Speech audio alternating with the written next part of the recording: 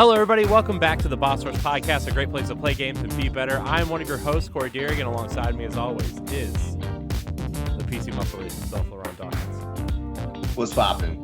LeRon, your hair is starting to grow back. Exactly. I told you it would. This pleases me. Yep. Mine is not. But mine my wondrous locks will be back soon.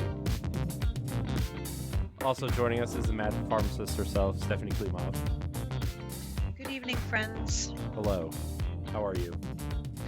Well, I'm better now that I'm here. Podcast night is my favorite night, even though I'm dead tired. Yeah, today has just been a day. Cheers Yeah. to our gigantic size energy drinks. Yeah, 20 fluoride ounces. I'm not drinking an energy drink. It's far too late for energy drinks right now on the East Coast. Joining us is special guest. You might have heard his 1v1 last week with Celeste Roberts.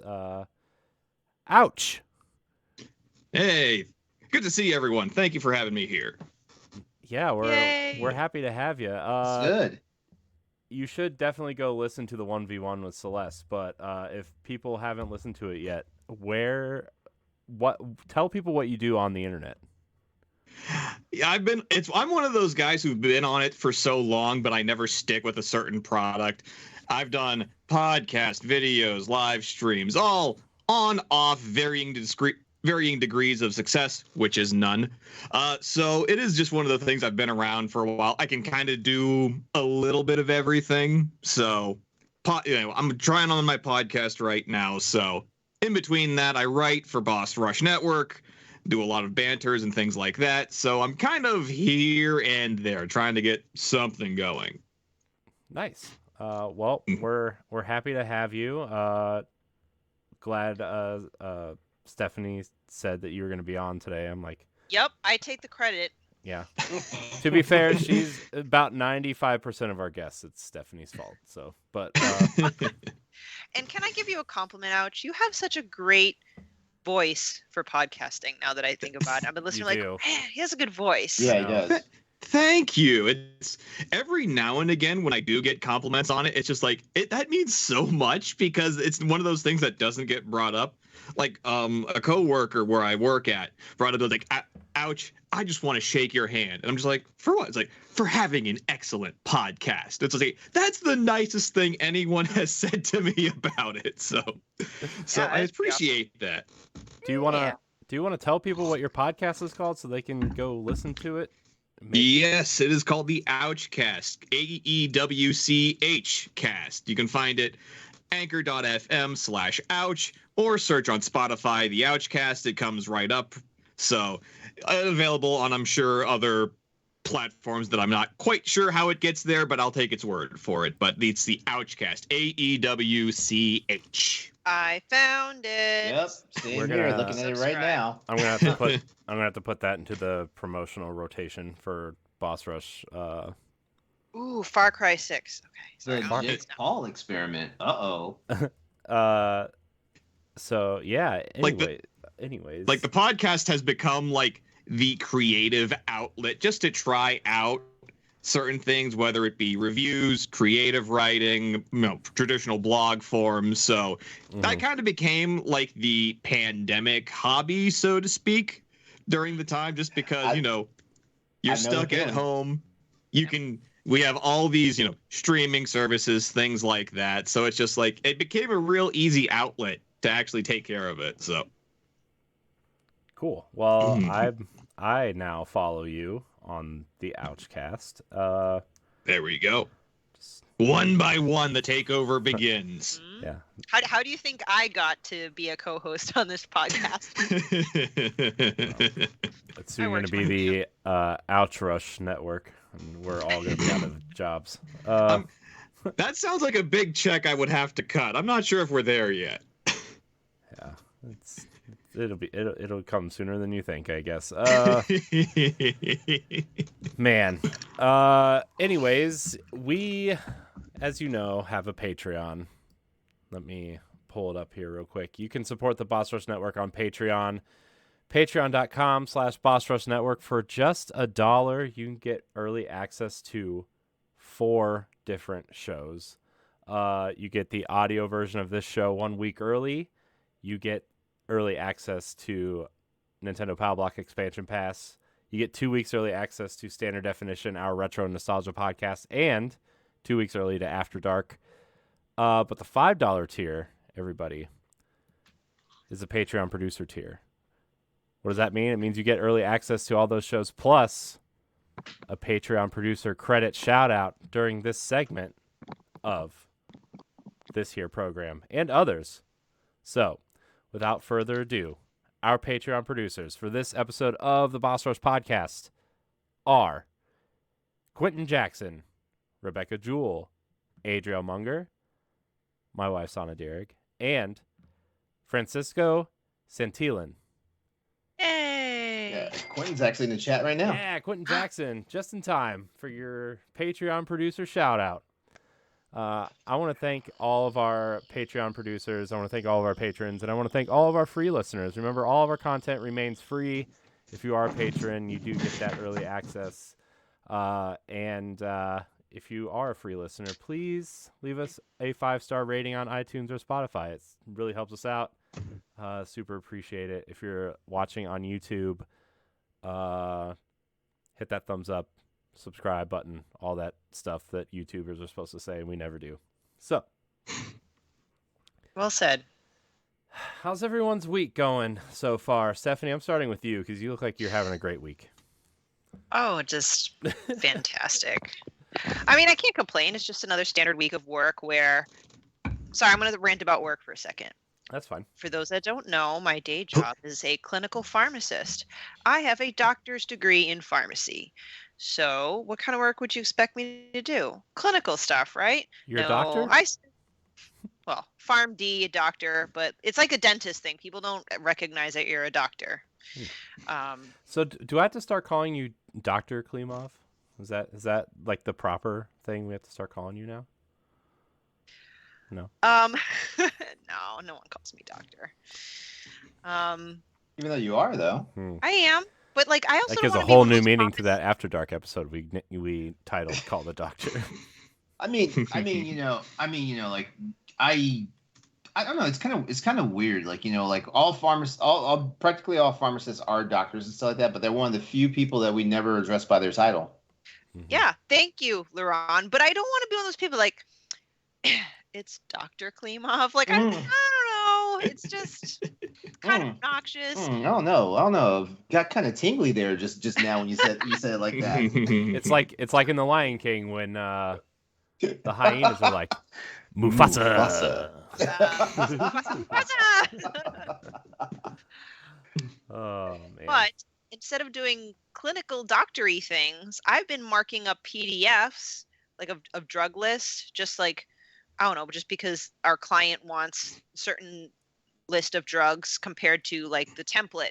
So I've been marking up PDFs for a week to find out that marketing department wants me to mark it up on a different template. So I had to restart everything from the beginning, marking up PDFs instead of doing pharmacist things. So a pet peeve of mine is wasting time. I hate wasting time. So anyway, that's a rant. I'm going to cut myself off here. Other than my week has been fine. I have some wonderful things planned for the week. I spent all my paycheck on some wonderful goodies that I think I'll share during our what we've been playing, right? Mhm. That's when we're show and tell. Okay, I'm done. We can start a show and tell segment on this show. We did on Pow Block. We don't. I mean, it we can, or I can just show it when I'm talking about what we've been playing. So, Yeah, I guess that's fair. so I can't complain. Life's been okay. There's cat hair flying around. Cats, am I right? My cat was Cats, bothering me. Strays coming out next week, and I can't wait to play it. I'm writing a game review. Cats are the best. Corey, shut up. By the way, you guys saw my cat for the first time. Oh, she was Yeah, adorable. she's such a cutie. I was eating a peanut butter bagel and she was staring at me because she wanted it. She wants nothing to do with me, That's fine. and I didn't give her any, so she pooped on the floor. Wow, you have a begging cat. I thought they don't do that. No, this one definitely does. She will literally sit under my son's high chair and wait for him to drop food on the floor so she'll eat it. Well, she's smart then. And if someone Hmm. didn't give me their food when I was begging for it, I'd poop on the floor too. Oh, Didn't that happen to Johnny Depp? Isn't that what happened? Somebody pooped on him because he did something. Pooped on him? I don't pooped know. in his bed. Yeah, whatever. Oh. I don't know. Note to self: do not invite Stephanie for dinner. Just share, and everything will be okay. Just I can give you a plate. You don't need to beg off of mine. Let's keep moving on before I say more inappropriate stuff. LeRon, how's your week going? It's been a rather turbulent week. I made the terrible mistake of telling somebody, just a colleague of mine in business, that Monday was a slow day, and I've been paying for it ever since. Oh. Yeah, like normally my working hours, I'm usually on from 9 to 5. Like I've got quintessential banker's hours. Like I mean, like almost every observed holiday is a day off and stuff like that and things like that. And today I was doing a job that I got there at 3 o'clock, and the job would have actually got me right to my clock out time, but it actually took me like 90 minutes past my clock out time. And talk about like I was one of those. I was looking like one of those like tigers like stalking the cage at the zoo. it was like, man, like there was only one thing that needed to be done. Why the hell is there 7 million things that have to get done now? I guess that's kind of the life when you work in tech, right? Mm-hmm. Oh gosh. It is those pesky fucking printers. Did you plug it in? Did you unplug it and plug it back in? Did you turn the power on and off?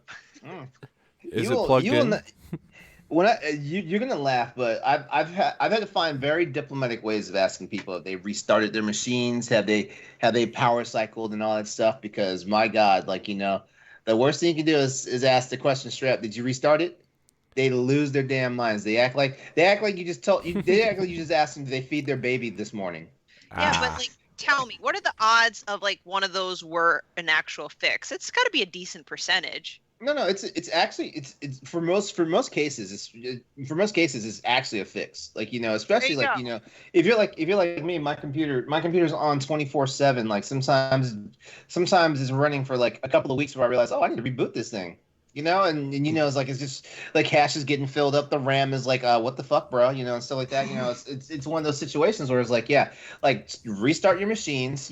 Especially if it's acting up, restart your machines. It usually fixes everything because like all that temporary stuff that's in the memory and stuff gone, and that's what's usually like killing your shit. But Well, but some people would rather like they see the machines acting up. And they would still rather just trudge through what they're doing, like getting more and more angry and pissed off until they have to call me. And then when I say, hey, did you restart it? And they're like, yes, I restarted it. And I'm like, well, let's go ahead and restart it now. And then, oh, problem's fixed. Like, oh, yeah. And then they give you the death. And then they give you the death stare. Be like, really? It was that easy of a fix? Yeah, exactly. If it's ever something like that, I always apologize profusely to whoever's helping me. The average person doesn't. I think on average, and my job is nowhere close to being a thankless job. Like I get kudos and thanks. Sometimes I actually get cash tips on the spot and stuff. Hey. Cash tips. Yeah. So it's not. So my job is nowhere close to being a thankless job like say the United States military, which which I was a part of that at one point. But like there, I get the very grateful customers like, man, that's all you had to do, and I was like, yeah, that's all we had to do. Like this time, you didn't have a situation where you had to call QuickBooks and be on the phone for 3.5 hours just because you couldn't log into your workbook. Well. Super. So let's learn. Never tell anyone that you're having a slow day. Yeah. Right before the show aired, though, I did roll credits on Sunbreak. What? Yeah, every Monster Hunter game, you actually get to a certain point in the game where you actually see like the credits roll. And you've been playing on PC? Mm-hmm. No more Switch? No more Switch. No more Switch unless Corey's ready to get back on it. Well, congrats. Thanks. But really all that means is that you, like as soon as the credits roll and stuff, like the game doesn't so much start back over. The game kind of continues where it's at, and they just throw more stuff at you. It's like, yeah, like you beat the reason why we made this game, but here's a whole bunch of other stuff you can do to like just fill up more time. You know, you beat the red dragon, but now beat the reddish blue dragon. Mm-hmm. That's how it works. That'd be so crazy if they start throwing Yu-Gi-Oh stuff like Blue Eyes White Dragon at you, Exodia. That's exactly what they're called too, the reddish blue dragon. Yeah. Could have fooled me. That's one of the. I think I started whatever was on the Xbox One. I cannot remember, nor do I care. And I just did not like I could not find a weapon that I liked that felt good. It always felt like too over animated. It was waiting forever for an attack move and things like that. I'm sure that's just getting used to a new system, but for me, it was just like, look at the time. I got to get out of here. So. I hear you. Like the hardest thing for me is actually like I have the interest in starting a new weapon, but I always kind of like circle back to like the 3 weapons I'm just used to using. Mm-hmm. Yeah, so it's one of those things like but then I have to give like friends like like suggestions because like I have a buddy he's struggling with playstyle, but he also doesn't have like hand dexterity. I think he's got like bad arthritis, and actually gaming does help him out in relieving that, but at the same time, it's also a double-edged sword because like it relieves arthritis, but it also like makes it hard. It's hard for him to just like maneuver around the controller and stuff. So he'd been asking me like because he'd been using the samurai sword, which is the long sword in Monster Hunter, and he was like, is there any other weapons that like I don't have to like really like rely on a whole bunch of like like motion and like movement stuff and finger dexterity? And I was like, you know what? Try the lance. The lance, you just plant yourself down and like you're basically like an impenetrable wall that pokes everything. I'm sure real lance people would just go, it doesn't poke things, it pierces them. Okay. Yeah, exactly. Yep. Duh. Put some respect on Lance's name. Yeah. Well, I mean, I use a gun lance, so like it pierces and it goes boom. Wow. Aewch, how's your week going? Decent enough, can't complain. Although we have been in the process of we are cleaning out some family members' houses. We have them moved out. And you don't realize how much shit everyone has. Mm-hmm. Oh, you just triggered Corey. Sorry. That's why like this last like 2 weeks I've been reorganizing and like purging stuff. Yeah. And I have like a big pile of stuff to get rid of, like probably like 15 like strategy guides and art books and statues. Yeah. And like, why did I buy this? I don't even care about this game. Like I have the Halo Reach like statue with all the figures on it. I'm like, I'm not even that big of a Halo fan. Like I have the Master Chief helmet from Halo 3 and I like have a lot of great memories of Halo 3 in particular, but anything like after that, I'm like, why do I have this? I have 4 God of War collector's editions. Why? Wow. Why? Well, I have the limited edition for 2, and then I have the Pandora's box from 3, and then I have the statue from what was the one that nobody liked except for me, Ascension. And then I have the statue from the new one, and I'm like, wait, God of War Ascension was that the PS? Was it the PS4 one? No, that was 3. It was the last one that came out on PS3. It was the prequel. Okay. Yeah, I'm not the biggest God of War fan, which is crazy for me because I'm a career like PlayStation player. Like I wasn't a big God of War fan, not until 2018 God of War came out. Then I was like all in. See, that's it's the opposite for me. I loved God of War until 2018. I was like, I'm gonna send you a lore video that breaks down what was going on in the story. I know what was going on in the story. I just don't care. Okay, you know what? Yeah, there we go. See, the only thing is, all that stuff is cool.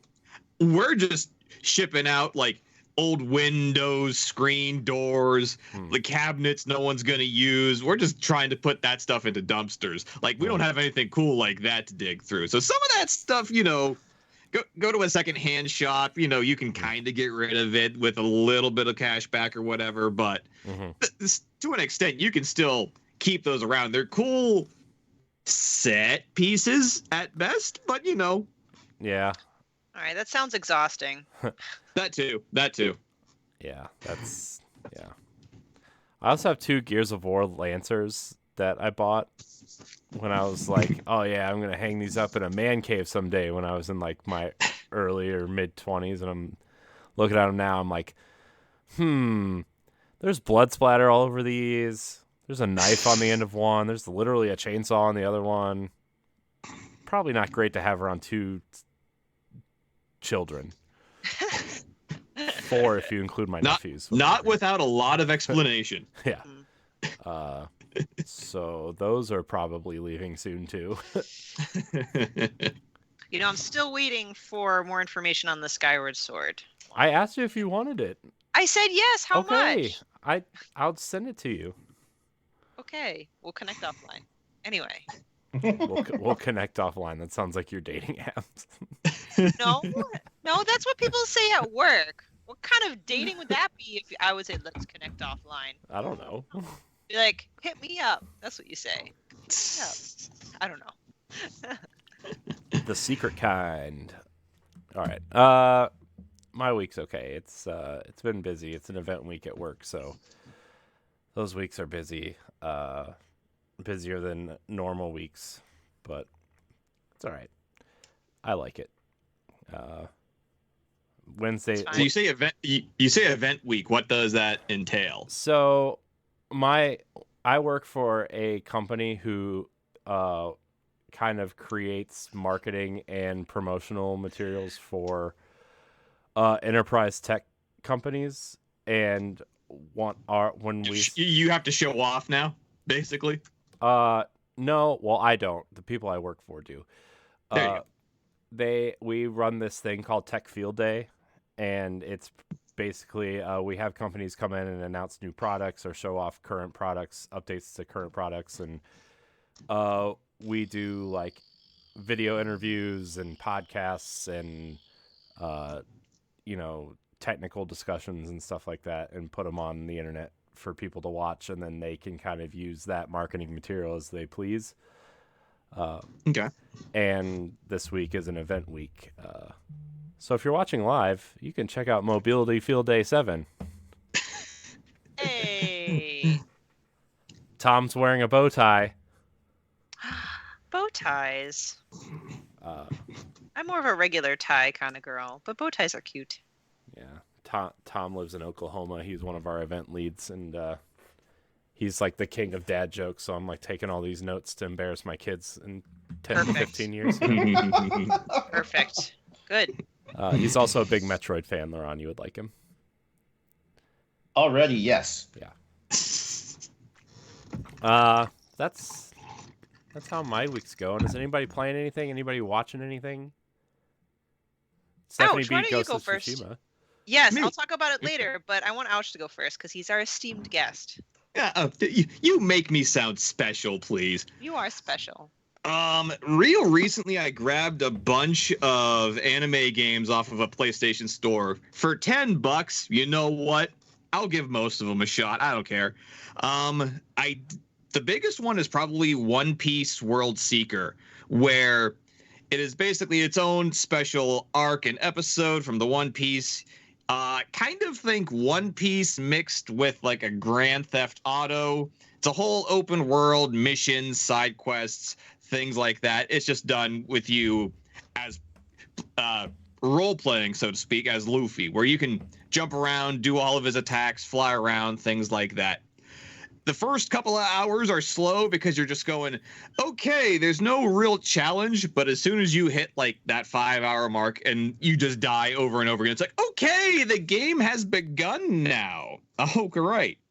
Like, it looks good just because I think the manga itself has so many lines and swirls. You almost get dizziness from the manga itself.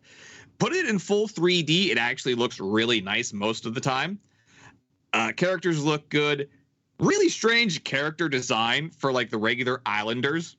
Like a lot of characters, like there's always a set of characters who just looks like the mayor from Nightmare Before Christmas, where it's just a straight cone from the neck down. Like that's always strange. Outlandish colors. All the children are like the same height as all the old people. That's really strange. Like, it looks okay. UI is a bit small. It's hard to tell where logos are on the mini map, things like that. It's okay. One of the most impressive things I think is they have the full Japanese voice cast, which is par for course for anime games. But the music itself is like fully orchestrated with like sweeping like orchestral pieces from sounds. I think they'll do more horns than anything. For some reason, ska kicks up a lot in One Piece. I don't know why that is. But like, there are always these big sweeping symphonies throughout the entire thing. And it's just like, you just want to go to the conductor and just go, you know, this was for the cartoon, right? You don't need to go this hard on this stuff, you know? So that I always find really impressive on it. Like, the gameplay itself feels fine. It's kind of like a third person over the shoulder. You can kind of shoot, but you also have melee, so sometimes your camera angle gets weirded around and you're not quite sure where the hell you're throwing attacks at or anything like that. So far, so good. I am debating on that being the next review, although I have always argued, how long do you spend on a time before you do a review? You know what I mean? Just because, like, if you stop at 5 hours, does the 6th hour have something really good behind it? Does the game start? I mean, Because I think it just depends on if you feel comfortable giving it a review. I don't think you have to put a time limit on it, you know? I mean, if you think you've gotten enough out of the game that you think you can review it. But there's always a thing that you run the risk that someone calls you out and says, "Oh, you didn't play the game." Good. They don't have to read my review. I mean, that's exactly like, to me, I always want to hit that gameplay loop that you deal with most of the time and judge it on that. Like, side stuff, mini games, you know, who gives a hell? That doesn't matter too much. Like, but once you kind of hit the core of it is where I usually go, okay, do I need any more time here? We kind of get the idea. So that's always been kind of my go-to back and forth on that. Like, and then the only other like really bad trope of like certain anime games, it's always either a fighting game or it's always either a Warriors game, or they try to blend the two together sometimes. Let me see here. Like, there's Seven Deadly Sins, Knights of Britannia, and then the other one was whatever the hell, Tokyo Ghoul extended name, whatever the hell, I don't care. But they kind of mix attempting to be like a Warriors game, but they try to also give it a fighting sense and just make it like a 3D brawler. So, like, sometimes they get the gameplay mix okay, where it's just like, I can play this. Sometimes it's really chunky. Sometimes it's kind of smooth going through, like load times, stage selection, things like that. You know, they're okay. Haven't spent too much time in with them, but like, that's my only thing. I don't have time to watch 100 episode arcs to catch up with all these damn animes. Like, as much I like them, I like the idea, but life is short. I just can't spend all my time on a Hulu subscription. So as much as I want to, I just don't have that kind of time. So that's fair. Isn't One Piece like 3,000 episodes or something? Yeah, I feel like it's the longest running anime series ever. I believe it just hit 1,000 episodes, and I'm dying. Hold on. Oh, wow. There we go. I'm back. We're witnessing it live, guys, on Twitch. That's what we call an exclusive. So, but yeah, I think One Piece just hit 1,000 episodes. So, and you know, 800 of them are filler. I don't know. So that's Toriyama. Yeah, I mean, my thing is, you can stop watching Dragon Ball Z after the Cell Saga. I do not need Majin Buu. I do not need Kid Buu. I agree. To be honest with you, it just sounds like you're mixing up a bunch of words to me. I don't. Yeah. It amazes me. It amazes me. Corey is a nerd, but he is not the nerd. I swear. That's. He also doesn't watch any movies. Yeah, he doesn't watch any movies. Like, I mean, like, dude, what do you waste your life away on besides Star Wars and Halo and Destiny? I don't. What do you mean? I don't even play Halo. Okay, fine. Star Wars and I Destiny. don't watch that much Star Wars. Okay. Oh, wait. Hold on. I said I loved remember, Obi-Wan. Remember how he said we're going to carve out an entire section of a podcast just to talk about the first 2 episodes of Obi-Wan Kenobi? Remember that, Stephanie? Yes. I thought Obi-Wan was good. I know Andre's in the chat. Like I know Andre will back me up on That's this. fine. Andre, help us out here. I'm retiring. Stephanie, you're guys- taking over. People What? want. No. We got at least 3 requests for you to start hosting anyway, so it's fine. Nope. You're stuck. You cannot leave. Nope. I'm gone. You ready? Yep. He's gone. Oh no! Now he's gone. I can talk trash about him now. Oh, he's back. Aw. That's fine. I mean, you could still talk trash about him, but he's can. here. Yeah. It's fine. You wouldn't be the first person. You won't be the last. It's fine.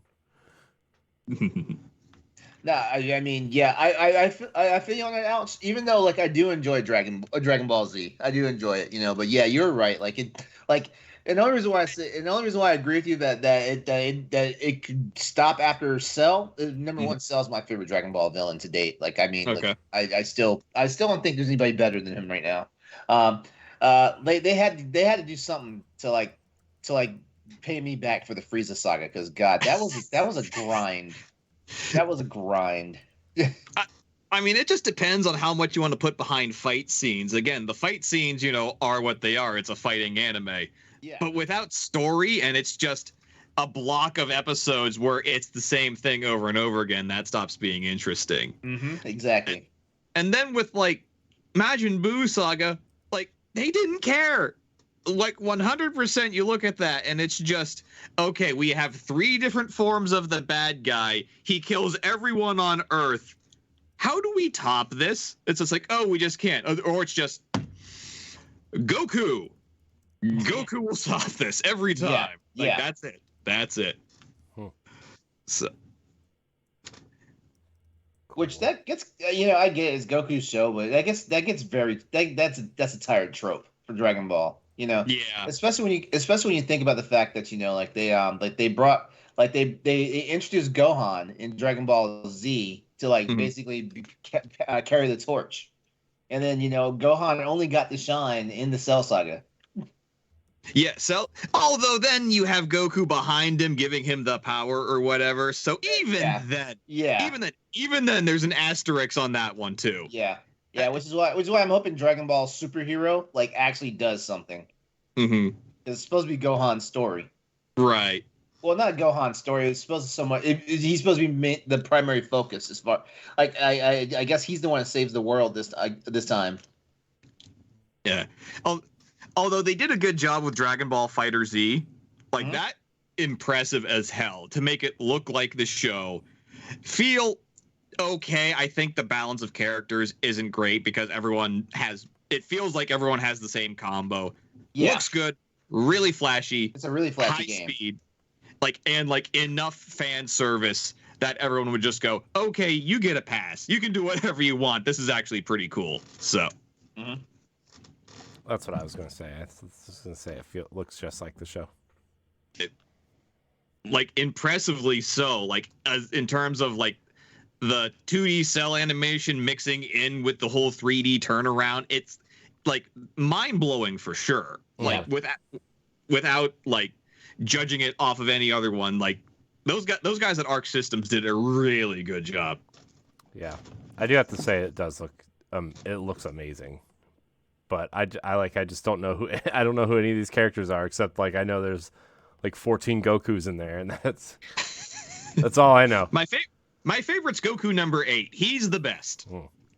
That could be a real character and I would believe you. I do know half the characters are named after vegetables for some reason. Or something like that. Or food products. Toriyama's whimsical way of naming characters is pretty cool, actually. Isn't one of them's name literally Vegeta, like fajita, like a No, it's vegetable. It's vegetable. It's just very generic. Huh. And then once he ran out of like freaking like vegetables and fruit to name people after, he started naming after underwear. Oh, really? Yeah. Well, is there somebody named Briefs? Yep. Really? Yep. I feel like briefs, you're just. You got briefs. You got trunks. You got bra. No, these are fake names. Oh, no, I'm not trolling you. I'm not trolling you. I don't believe you. I don't think so. Dude, I got called to the principal's office when I was in like 2nd grade for saying the word bra. What the hell? I'm sorry for you. Oh gosh. I mean, I don't know what Krillin's supposed to be. I don't know what fruit or vegetable that's supposed to be. that sounds more like a normal name. Trunks? There's nobody named Trunks. Yeah, all of Vegeta's kids are named after underwear. That's what I put on to go swimming. Trunks. Thong.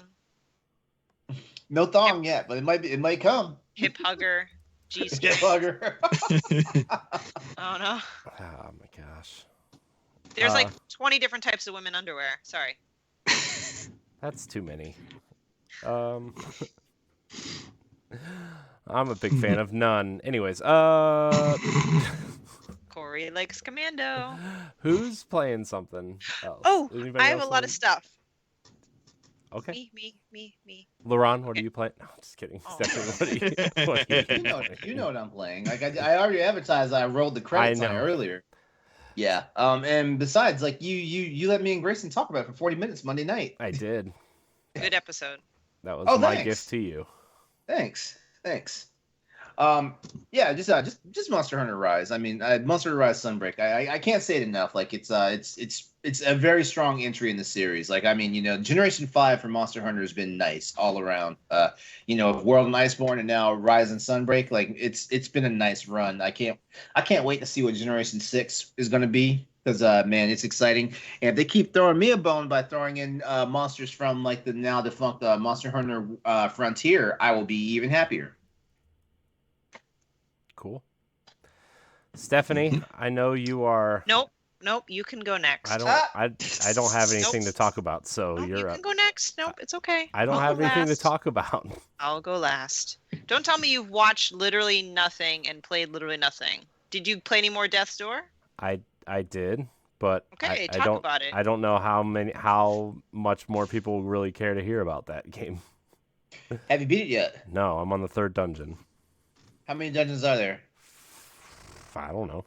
I don't know. I don't know. That's why I'm asking. You're taking forever. I'm sorry. I'm busy. It's okay. I was gonna start Death's Door last night. I upgraded my internet, so downloaded from Game Pass took like 5 minutes, but then I got distracted, so I did not start Death's Door yet. But I beat Ghost of Tsushima. Nice. How's that? How do you Great. feel? I feel fantastic. I shed a tear at the end. I'm not going to go too in depth with it because LeRon, you're waiting, right? So till you can play it. Yeah. But I mean, this. I don't really care about spoilers that much. I'm not one of those people that get really bent out of shape about like if you tell me like some key detail of the story and stuff like that because I don't know. Like I guess kind of when you're a writer, like you kind of roll with the punches. Like if a plot device comes out in casual conversation stuff. Well, I can talk. Oh, go ahead. Sorry.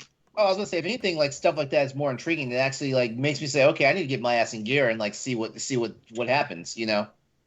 Okay. Well, I mean, I won't give like some really important finalities of it all, but I'm really glad I mainlined the rest of Act 2 and 3. I mean, the way the game ends, it kind of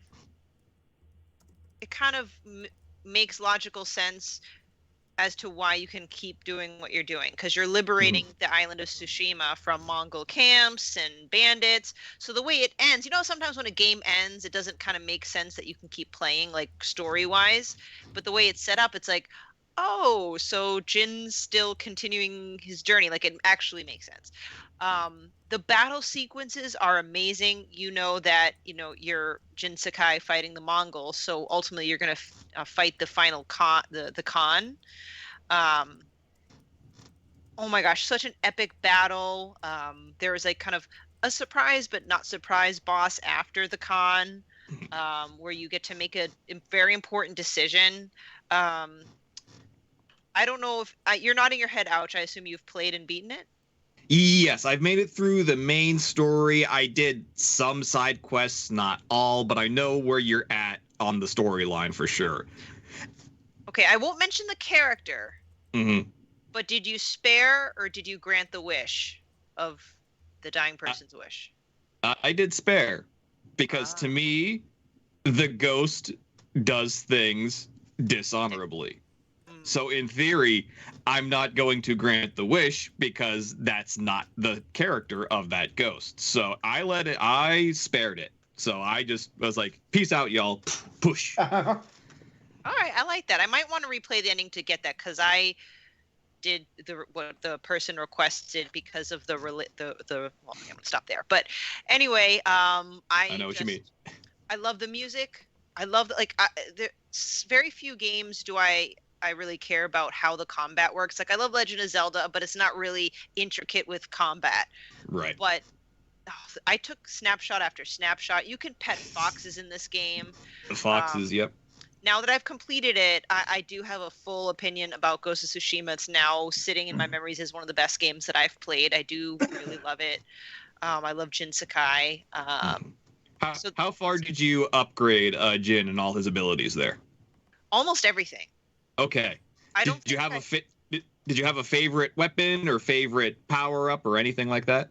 So I know you have offense, like melee fighting, you have ranged weaponry, and you can also have ghost abilities. Yes. So in the beginning, and like with most games, I'm not a stealth person. I go in, balls to the wall. I just want to cut down everyone. I have gotten used to stealth. I like using the kunai to stagger my enemies. I also like chain assassinating enemies. But honestly, I just gotta go with my sword with most of my kills. I'm not really good with a bow. How about you? I would always try to do the standoff as much as possible. I love the standoff. Yes. Just because if you get it upgraded, you take out the entire thing in 1-5 button press, and then you're done. The one ghost stealth one that I did like, there's like a wind chime or a bell that you toss out and it would distract the guards and they would walk away. You can upgrade that so that it emits poison. So it's just like, we need to get rid of this guy. Poof. It's like, hey, what's that over here? So that just made things almost too easy, but it was really funny to watch. So I clearly missed that. That's going to be the next thing I'm upgrading. Because that's awesome. that made it a lot easier because now you don't even have to worry about it. It's just, oh, that guy's over there, not anymore. Nice. I like the dart that makes them crazy and kill each other. It's like, oh, a bunch of enemies, send them the crazy dart, and then half of them are dead. It's right. Love it. It's a good game. Highly recommend. Ron, I can't wait till you play it. I want to talk to you about it when you do. Okay. Now, I'm sorry. I'm going to really not try to take too long. I'm going to do show and tell. This is Kena Bridge of Spirits came in for PS5. I got Resident Evil Village. I don't like scary games, but I'm getting it because I can play in third person later when whatever. I got a physical copy of Sakuna of Rice and Ruin. I've got the Untitled Goose Game, the Lovely Edition. LeRon, you'll be proud of me. I know it's not like your favorite type of amiibo, but I got myself... Oh, you got a Palamute. A Palamute. It was like the only one at GameStop. Actually, that guy looks kind of cute. Maybe I will change my mind about that one. I still want the Palico, but I saw little Palamute there, and he was the last one at the store, so I had to get him. Maybe I should stop being upset about those Monster Hunter amiibos and just get all of them. Maybe you should. Like all I get are the wyverns and the monsters. And last but not least, I got the Annapurna Deluxe Limited Edition. And this has Donut County, Gorgoa, Kentucky Route Zero, Outer Wilds, Sayonara Wild Hearts, Telling Lies, Wadham, and What Remains of Edith Finch. I am 8-bit put this together. I love it. So how much did that throw you back? It was almost $200. Oh snap! But it's 8 games, so if you do the math, it's not that bad. And I've been eyeing that for a while, and I've been waiting for my paycheck. So that's I where mean, it's only $25 a game. exactly. It just sounds like much, Oh, for sure. So, but I mean, depending on what topics we get into, my topic is kind of related to that. But anyway, that's my show and tell. And the last thing I want to talk about is I saw Thor, Love and Thunder. Oh yeah. Anyone else see Thor? I have not seen it yet. Okay, so it was a great night.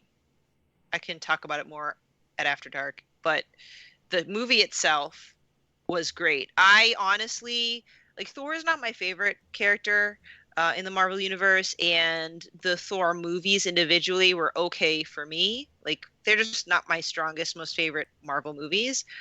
And when I saw the trailer, I was like, I don't know how I feel about this. It was great. They did make it more humorous and less serious, so to speak, but they did it in a way that I appreciated it. I actually laughed a lot.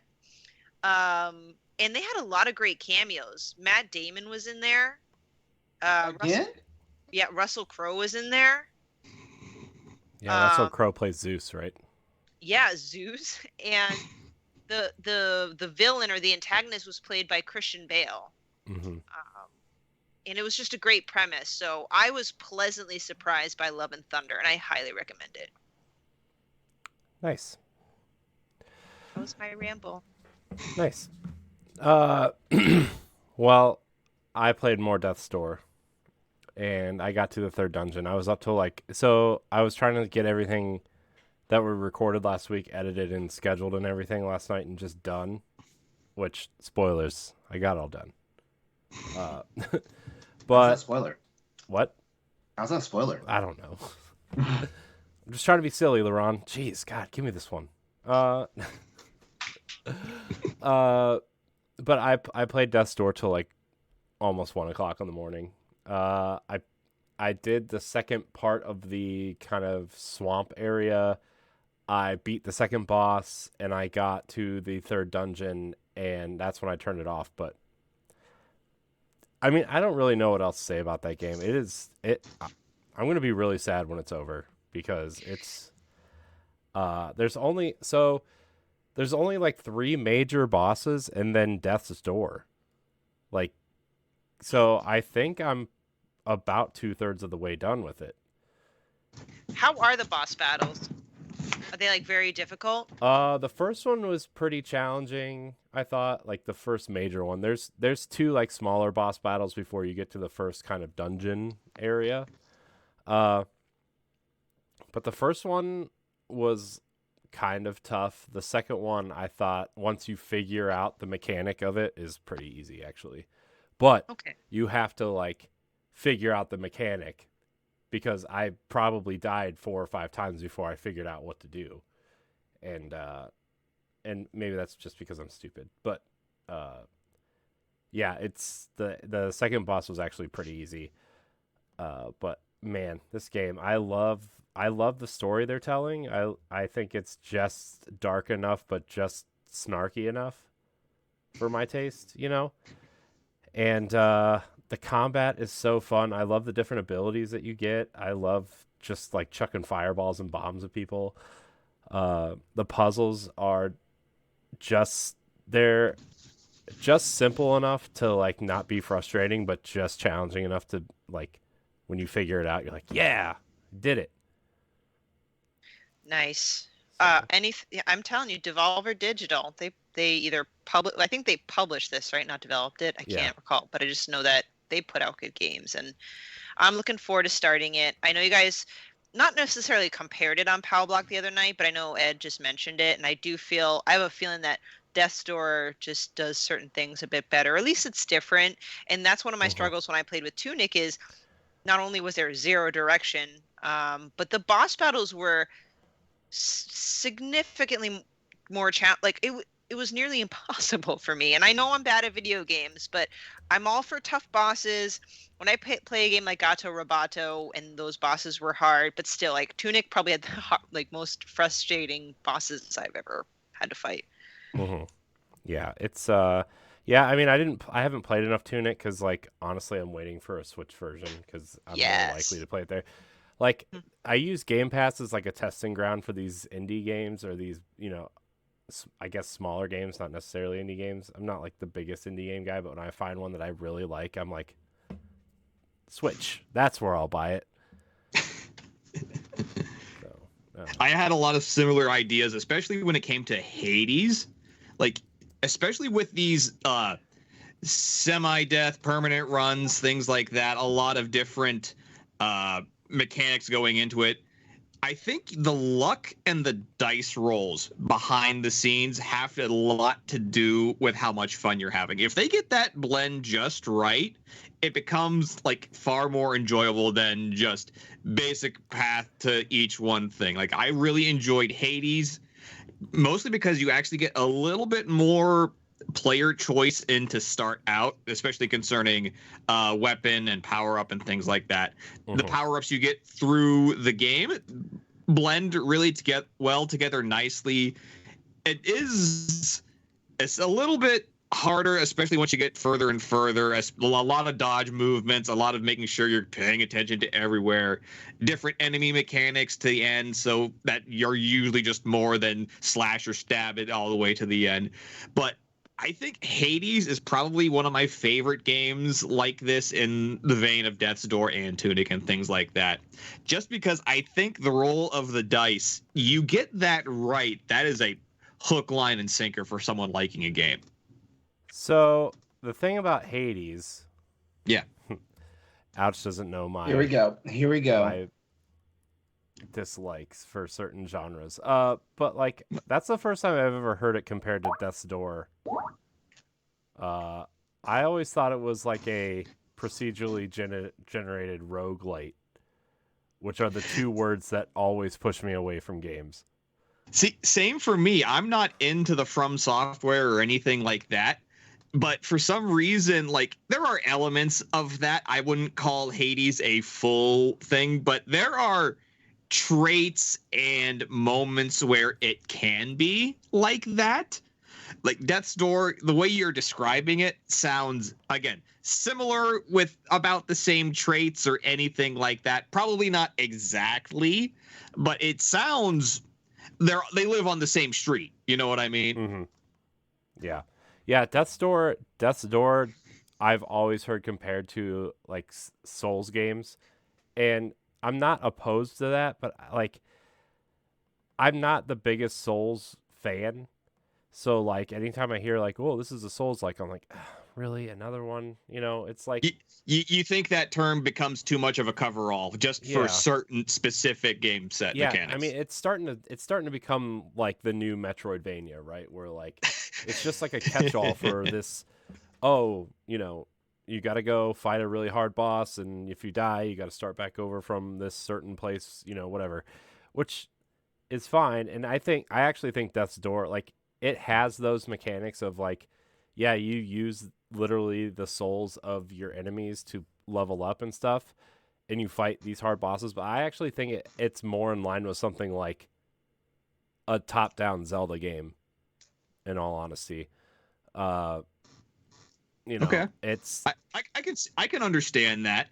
I think more with especially puzzle solving on that end for sure, especially going along with Zelda. I can see that. That's understood. Yeah. And it actually, like, some of the environmental art actually reminds me a little bit, and it's not the same by any stretch, but it reminds me of the Link's Awakening remake in terms of just like it has this kind of really nice like plastic look, but it doesn't like look fake in a way, you know what I mean? Like it's just really nice to look at, and the art style is really nice, and just the way the world like your is toys came to life. Yeah. And like the world is just really put together very nicely, and the characters are really fun and snarky, and it's just fun. It's just a real joy to play. And like I told them last week, like I think like sometimes I get in these gaming ruts where like I just can't find anything to play, and like once a year I find a game that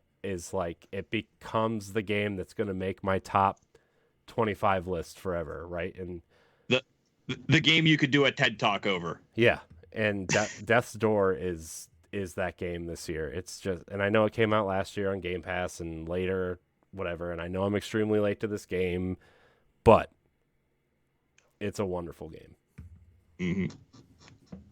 See, I was like that with Atomic Crops on Xbox Game Pass. I know it's leaving, but I finally just had to go cold turkey. I'm done. I'm not going to beat the last level. I know it's too much.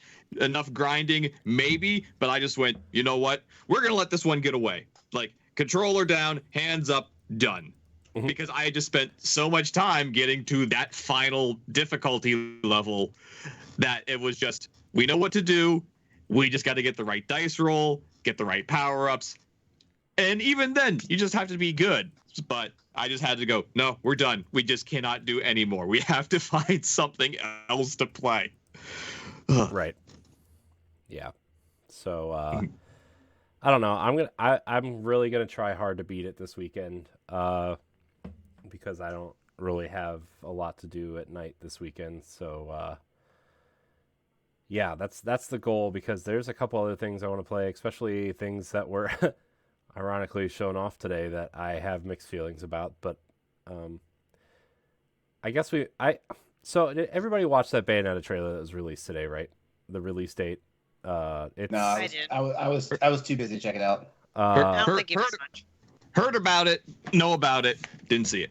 It's I have a lot of questions about this game, and I'm not like the biggest Bayonetta fan. I like Bayonetta. I know there's a few people on Boss Rush that love Bayonetta. This game is really straying far, I think, from what made Bayonetta 2 really good. And I like the new female protagonist that they showed off with the short hair. I think she looks cool. I think her sword looks cool. I think that's going to add a lot to the combat, actually.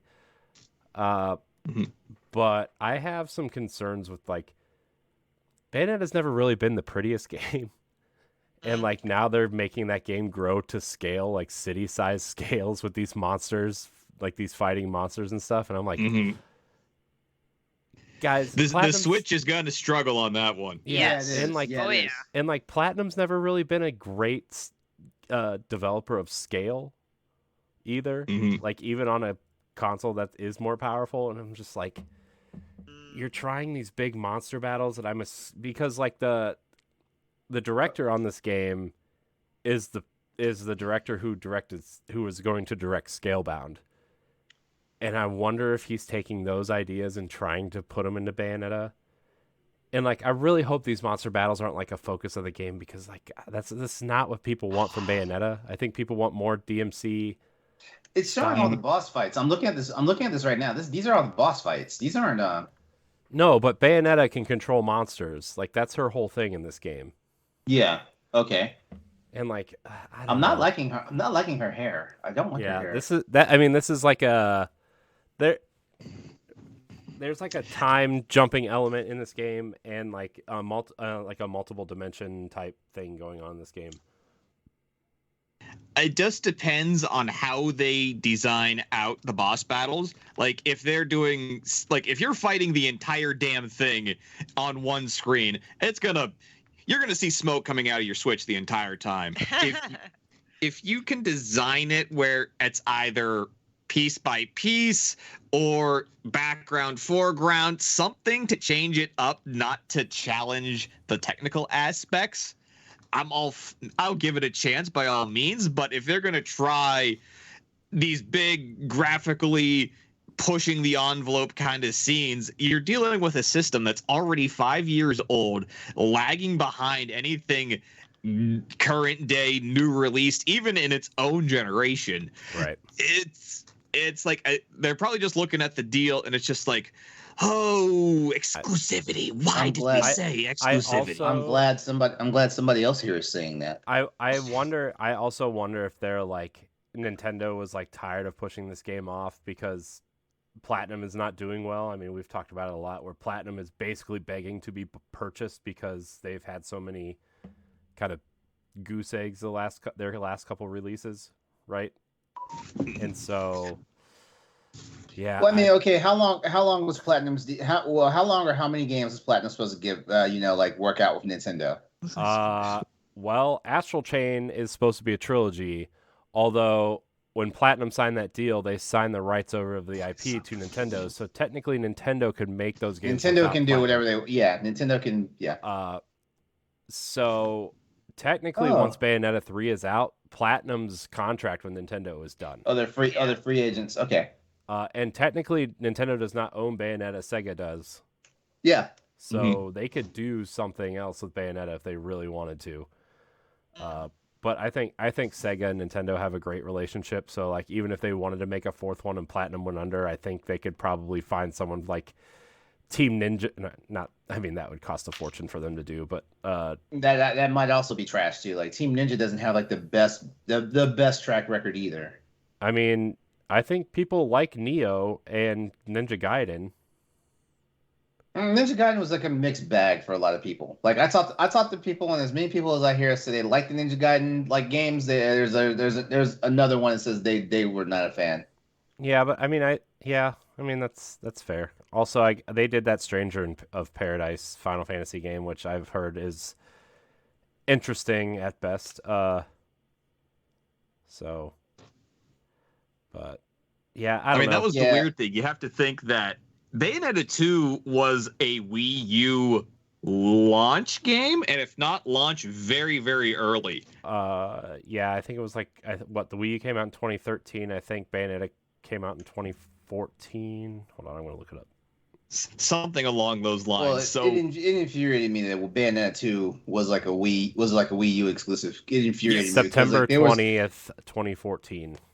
Because there was literally no way in hell I was going to buy a Wii U. Not after the way the Wii disappointed me. Completely understood and a good bet. Nintendo's best console. Until the Switch came out. Corey, I'm just saying, look at all the games on the Switch that made it over from the Wii U. Corey, There's only 3 missing. You're gonna make me the villain of your storyline now, because now I'm going to launch a large ass campaign to remove you from Pal Block. Damn right I am. That's fine. I am now the villain of your story. It's fine. Look. I already told you, Aewch is going to take over. You guys can be with him, and I'll start my own podcast by myself. I said Pal Block. I didn't say anything about Boss Rush podcast. I said Pal Block. No, I'm gonna hit you far below the belt. Don't threaten me with a good time, LeRon. Look. Story taught me some things about the taint.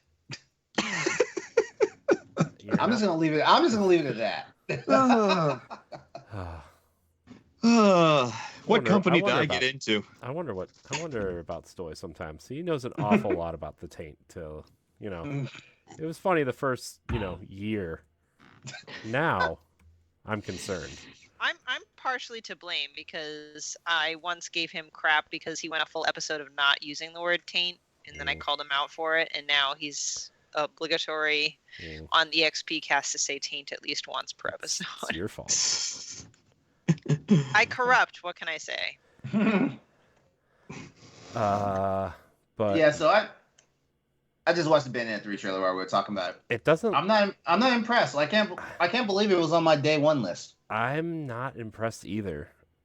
But again, I'm not the biggest Bayonetta fan. But if you have to consider the genre where you're looking at a Devil May Cry clone, if I'm speaking basically, haven't we kind of evolved a little bit from that, especially with From Software now going with their highly sophisticated, whatever you want to call it, detailed, really into it combat? Are we going to be going back to a button masher?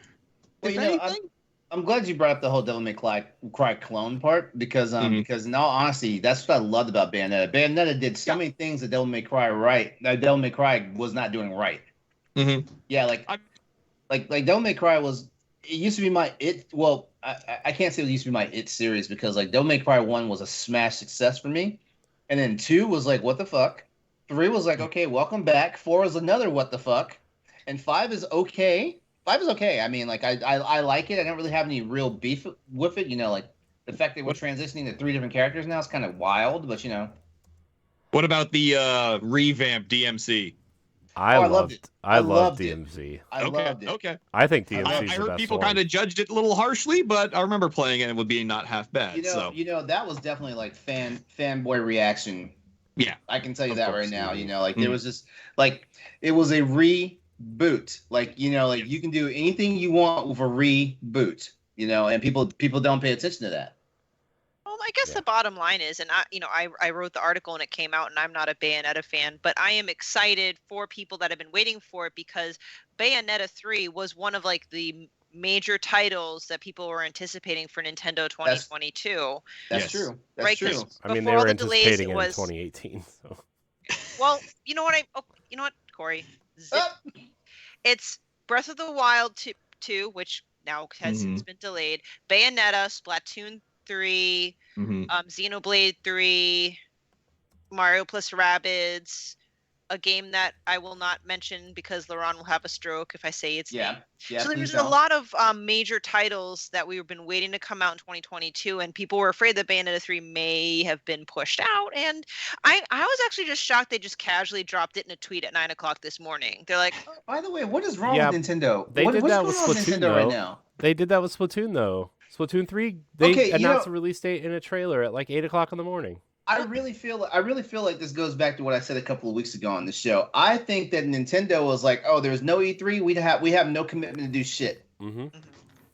I really feel like that, because if there wasn't E3, they would have turned around and looked at like, okay, because it's kind of weird. Nintendo acts like there's no competition, but they know there's competition, so they would look at like who's out there doing what, and it's time to put on a show and stuff like that. But the moment they heard there was no E3 and kind of everybody was like retreating to their corners doing their own thing, Nintendo was like, we don't have to give y'all shit, and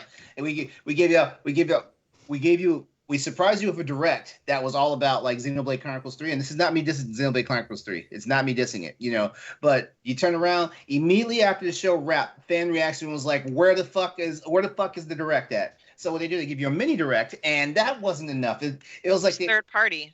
Yeah, it was third party. It was like they didn't even skim the surface. It was more like they just kind of like whipped it real fast with a damp towel and moved on, And stuff like that, And Nintendo fans, don't be mad at me. You guys are rabid for Nintendo content, so I get it. I feel your pain and everything. I get it. I was kind of curious. It's not like anything else is coming. But when I heard this mini direct was a partner mini direct, I was like, oh, we're gonna see Monster Hunter, and guess what we saw? Monster Hunter.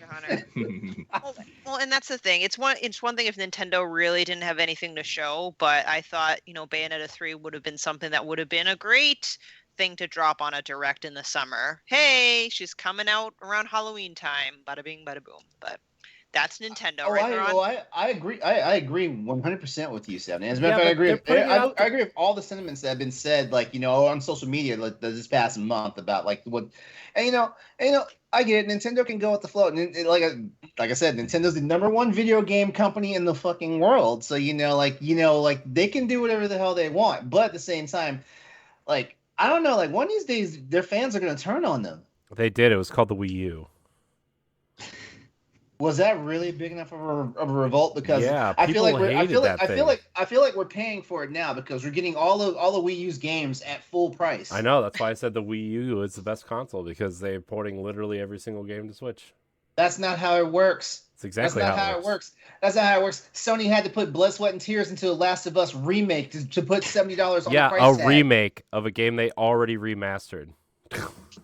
Okay, you know what? My boyfriend's it's literally the same thing Nintendo did. My boyfriend's playing the remaster game right now, and I can tell you right now, it's not that much remastered from the PS3 version. Like it went from 1080p from 720p to 1080p, and it went from 30 frames to 60 frames. That's all they did to it. Yeah, pretty much. Yeah, but all I'm saying is it's funny because Sony had. There's been all these polls coming out. Is this a cash grab for The Last of Us Part 1 and all this stuff? I don't think it is, honestly. I guess we need to start having an analysis of like how long is too long to not make remake or remaster your game and stuff like that. If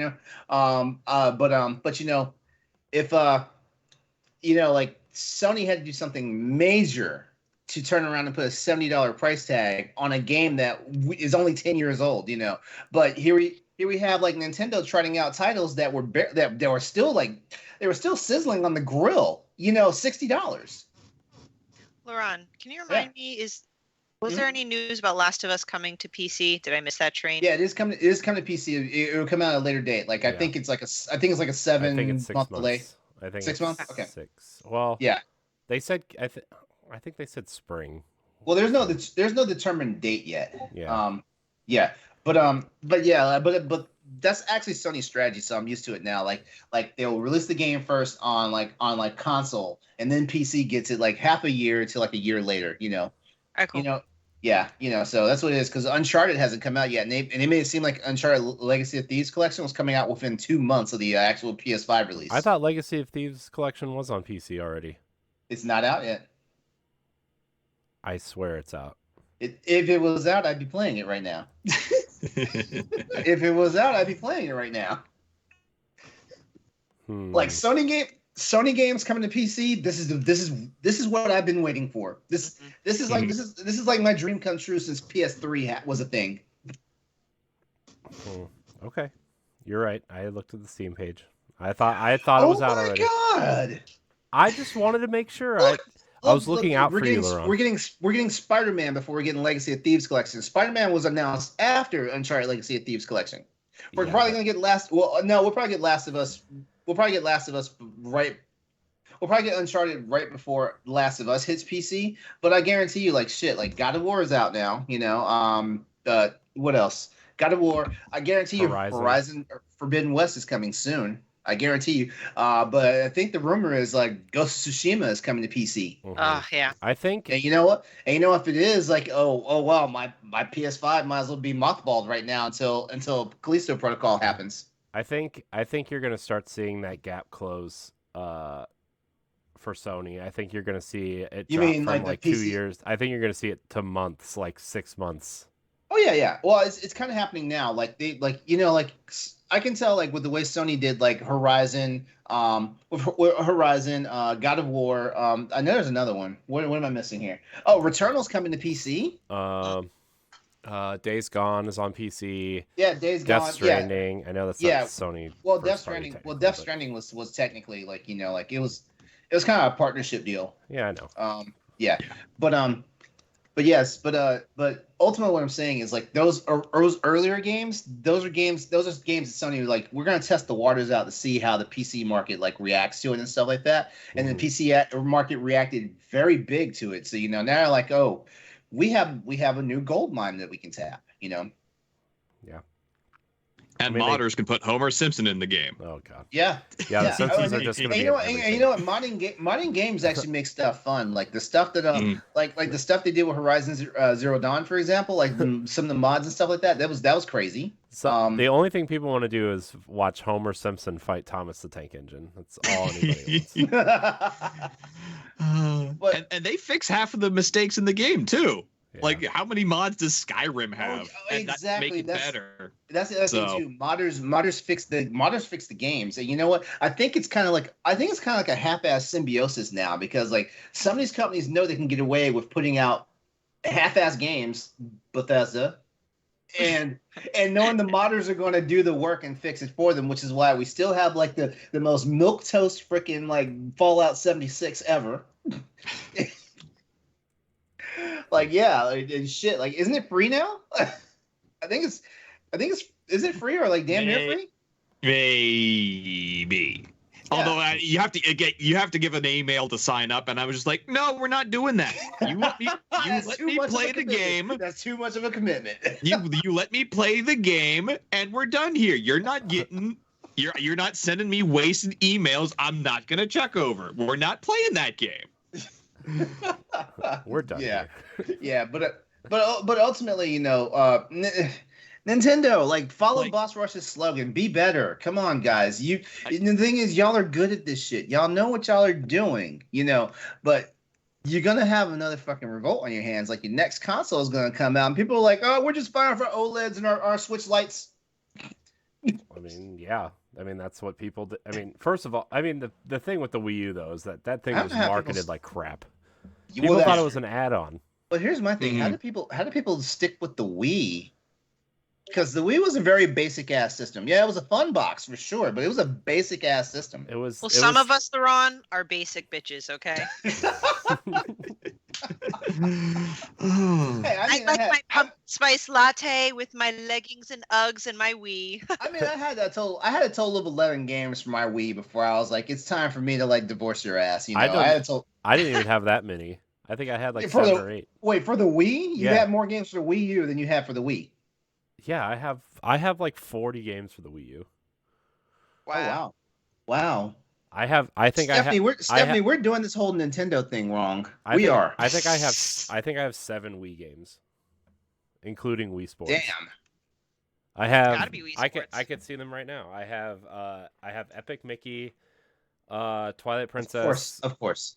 Twilight Princess, Skyward Sword, Wii Sports, Xenoblade Chronicles, Metroid Other M, and See, the dumbest thing I could have done was got rid of my GameCube, thinking that I was gonna get Twilight Princess for the Wii. that's it. And yeah, like that was the dumbest thing I ever. I should have kept my GameCube and just got Twilight Princess on that. Yeah, good luck getting Twilight Princess for GameCube right now. I tried to look it up because I wanted to replace my copy that I. It's called emulators.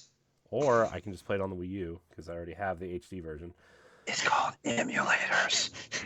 You know, LeRon, you do what you want to do with your fancy mega Or I'll PC to play. Or I'll all just these wait for retro I'll just wait games. for this fabled Switch version of it to come out. That's honestly like that's the thing about it. Like like I talk all this shit about Nintendo and like Nintendo. I've literally got like $300 waiting for Nintendo. Listen. In games. I'm like a lover scorned, okay? Nintendo's never, ever, ever, ever, ever gonna fucking release any Zelda, Twilight Princess, or Wind Waker anything. They are. They will are. never. They I'm will telling never. you. Me I'm and telling you, Wind Stephanie are, Waker's coming first. Me and Stephanie are like battered spouses for Nintendo. Like Nintendo flinches and we're like, oh god, please don't hurt us. I'm telling you, Wind Waker is coming. No. it's Twilight not. Princess is up in the air, but Wind Waker, Nintendo's not going to let that You know game ride on 2 consoles nobody bought. I'm drinking a lot of y'all's Kool-Aid, you Nintendo fans. So like I have hope that we get a Metroid Prime 1 re-release, on the Switch. Rumored for November. Because supposedly. Nintendo would really be really nice to me if they just put the trilogy all out, in like one bundle. No, they're going to make you pay $60 for all 3 of them. They're Yeah, all I know. The first and first it'd be one. one of those things it'd be one of those things I wrestle with, So, what podcast was it? It was either I think it was Game Mess Mornings. Jeff Grubb's kind of giant bomb podcast thing going on over there. He said that the first game, and Tom Henderson backed this up later. The first game is getting a quality of life. It's half remaster, half remake. Oh, that justifies the $60 price tag right there. Then, But it really does. It really does. I can't argue 2 with and that. 3 are following shortly after as And they're just as is basic games. HD updates. So they should bundle 2 and 3 together. Then They should bundle them all together for $60. they should bundle them all together. Yeah, that's true. They should bundle them all together. But if they're gonna do a mishmash freaking like remaster, then I understand why they can get away with charging. It's just like how Sony can get away with charging $70 for the Last of Us remake. Yeah, I mean, it's just, man, I wish. I mean, we can sit here and be disgusted all day, but I mean, like certain things are like just justifiable for why like they price things the way they do, and it's understandable. As consumers, we have the power though. We can be like, no, these games are gonna come out $30. We're not buying this shit. We don't have any power. We're all gonna cave. We're all gonna get it, and we're all gonna come on this podcast 6 months from now and complain about all the money we spent on games. Where's the freaking like the belt or the tie? We're LeRon, we don't promote drug use on this show. Video games are our drug. What are you talking about? I don't know. I'm just like I mean, like okay, if video games weren't a plausible habit, how come you're cleaning out 2/3 of your room? Because I would like to have money for new things. Okay. See, there you go.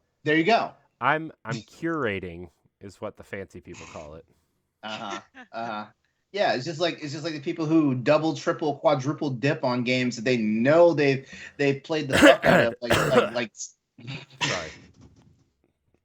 I mean, I'm guilty of it too. Like God, I used to have the nickname Captain Capcom for a reason. Like every time Capcom re-released one of their fighting games or one of their specialty games, I was like, "Yep, sign me up." Like shoot, like I'm right now staring at a Capcom arcade cabinet, knowing that I have all this shit on emulator, or I can pull out my PS4 and play some of this shit. Mm-hmm.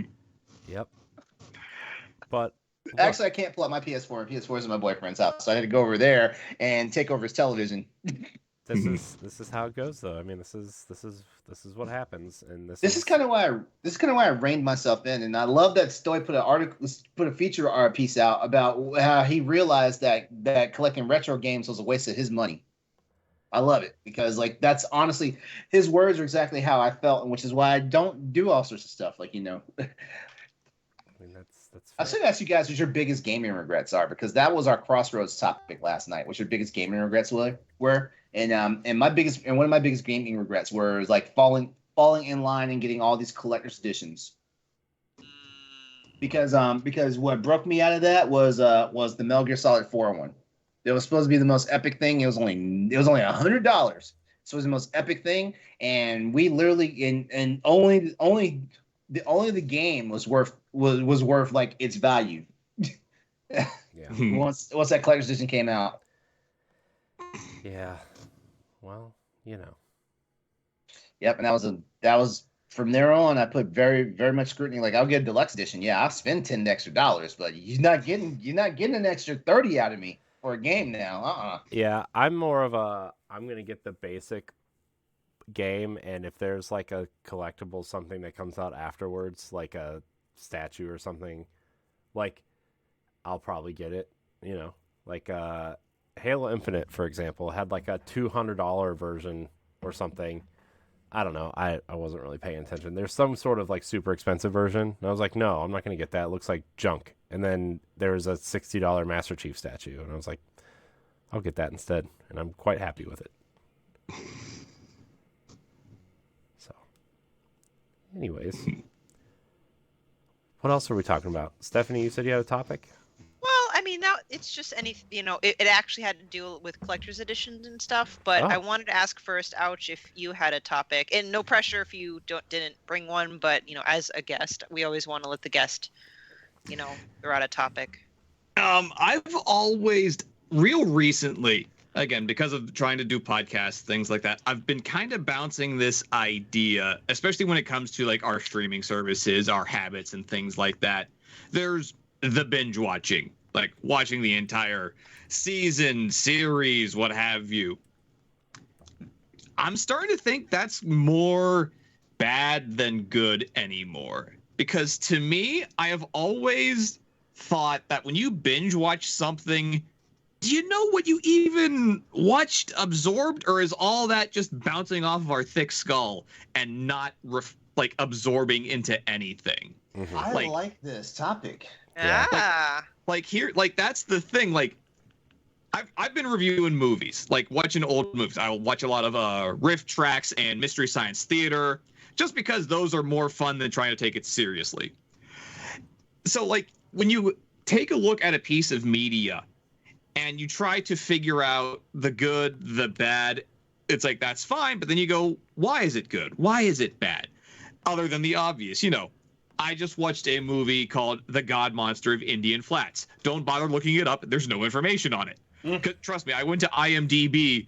There's 2 facts. It was on Riff Tracks, and the monster takes an hour to get into the movie. That's all the information that IMDb would have on it.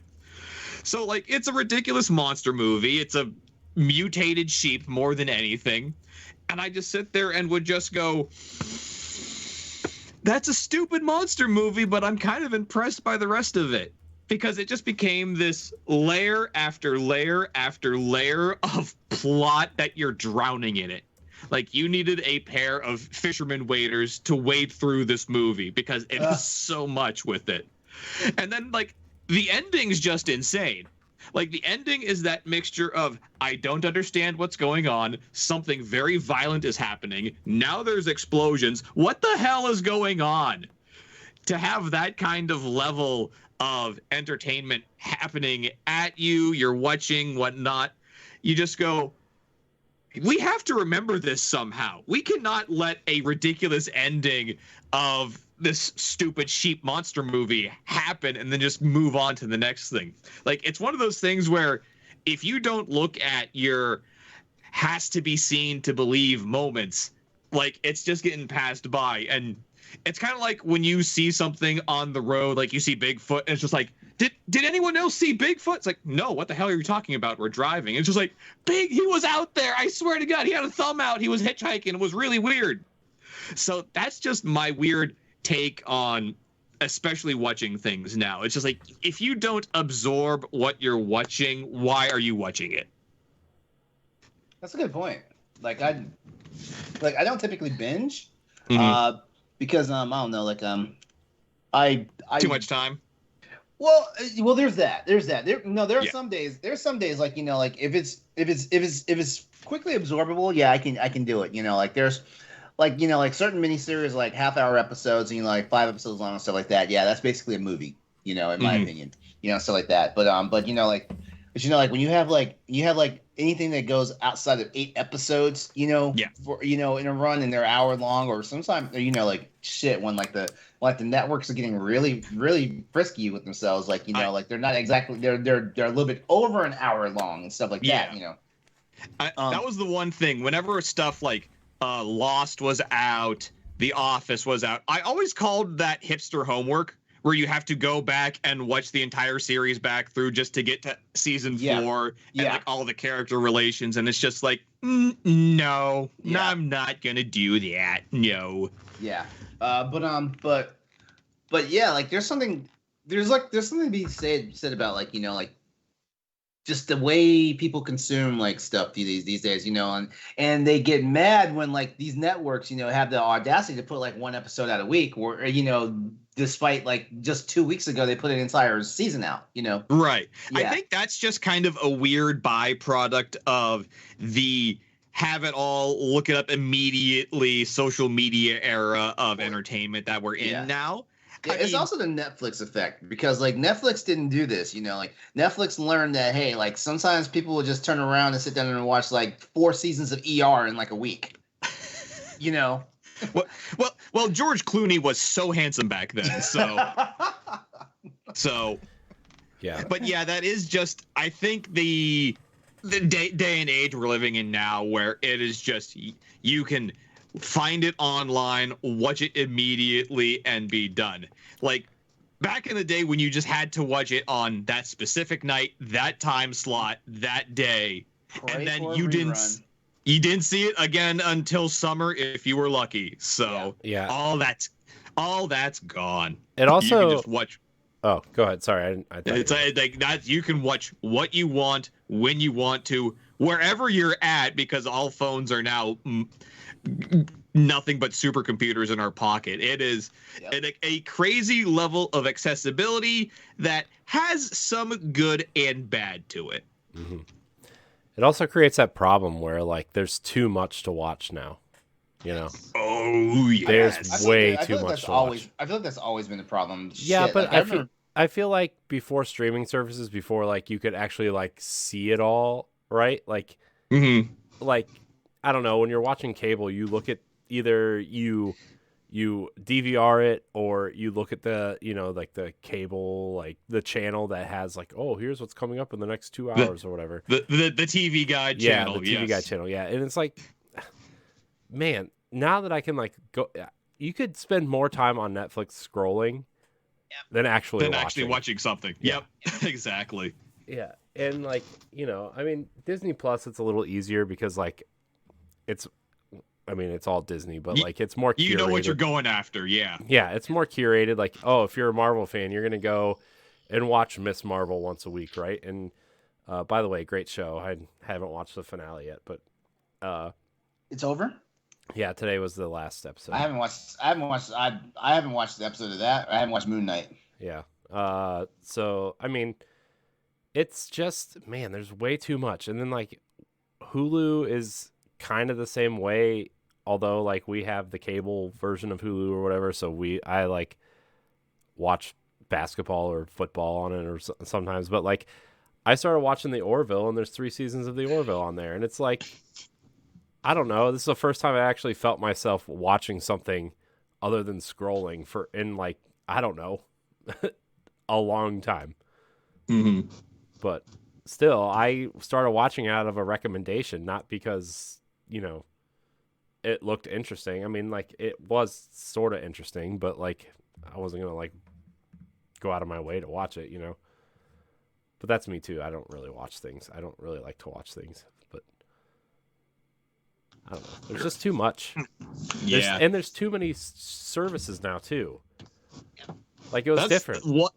Yeah, one thing that is always going to make me mad. Like, I'm a martial artist, humble brag, but UFC has like their history, their library, their stuff like that.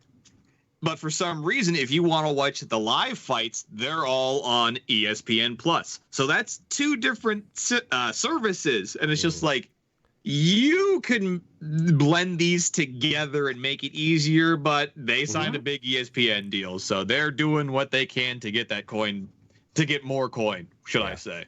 Well, like when Netflix was first there, like everything was just coming to Netflix, and it was like, oh yeah, Netflix is worth keeping, you know. But then like, okay, Hulu is this thing now that exists. Okay, there's 2 streaming services, whatever. Oh, Disney's jumping in. Okay, well, I guess it makes sense because Disney has the content to like have their own streaming service, right? So whatever, 3, that's the limit. Now you have like Peacock and Paramount Plus and like HBO Max and whatever. And all the free stuff. Yeah. Like, there is just stuff that you don't have to pay for that has like a crazy library in and of itself. Yeah. So like, to even have any kind of paid service is, you are a deep dish fan or you don't know any better. Like, that's the only thing. Like, you can find something that you would like to watch even on the free stuff, you know?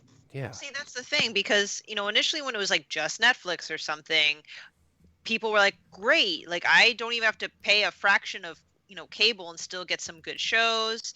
But now I think I even wrote an editorial like a long time ago that there are so many streaming services, mostly for television, but even now for gaming, where I need to start cutting things out. Like, I actually finally dropped Netflix because I have nothing on there to really like that I'm a diehard fan for. So I dropped Netflix, which I thought I'd never do. I know. I'm highly considering dropping. I would highly consider dropping Netflix.